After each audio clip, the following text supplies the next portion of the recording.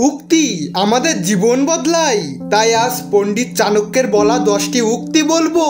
ভিডিওটি শুরু করার আগে চ্যানেলটি সাবস্ক্রাইব করুন।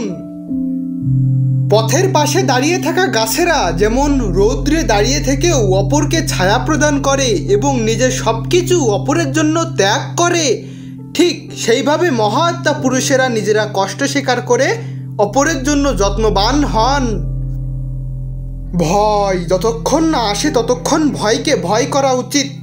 যদি শেষ পর্যন্ত ভয় এসে যায় তাহলে তার যথাযথ প্রতিকার করা কর্তব্য।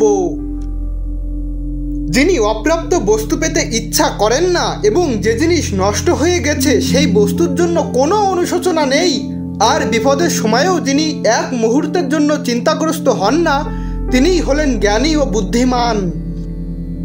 বুদ্ধি যার বল তার। পুরাণে লেখা আছে যে অত্যাচারী সিংহ খরগোশের দ্বারা নিহত হয়েছিল। বিদ্বান ব্যক্তির বালকের কাছ থেকে উপযুক্ত যুক্তি গ্রহণ করা উচিত, কিন্তু কখনো বয়স্ক ব্যক্তির কাছ থেকে কোনো অশোভন বা অহিতকর বাক্য গ্রহণ করা উচিত নয়।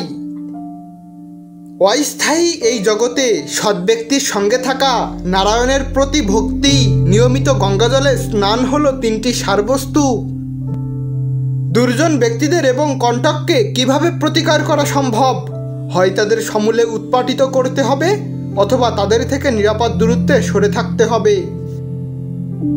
ঋণের অবশেষ, অগ্নির অবশেষ, ব্যাধির অবশেষ ধীরে ধীরে বৃদ্ধিপ্রাপ্ত হয়, তাই এগুলির অবশেষ রাখা কখনোই উচিত নয়।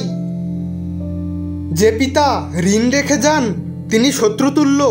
মাতা যদি দুশ্চরিত্রা হন তবে তিনিও শত্রুতুল্য। সুরূপা পত্নীও শত্রু, কারণ তার রূপ মাধুরী বহু অনর্থের মূল। আর পুত্র যদি মূর্খ হয় তাহলে তাকেও আমরা শত্রুই বলবো।